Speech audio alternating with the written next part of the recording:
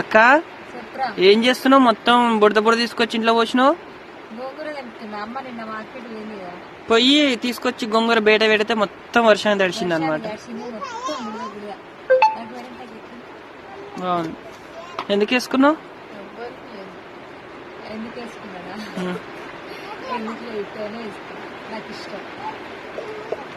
ఓకేనా ఫ్రెండ్స్, మరి ఏం కూర వండుతున్నావు? ఇంత ఎందుకు ఇప్పుడు చెప్పవా?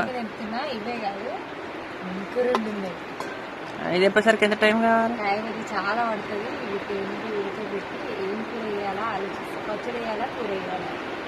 మీరు ఏం చేసుకుంటే బాగుంటుందో ఈ వర్షాన్ని కామెంట్ చేయండి.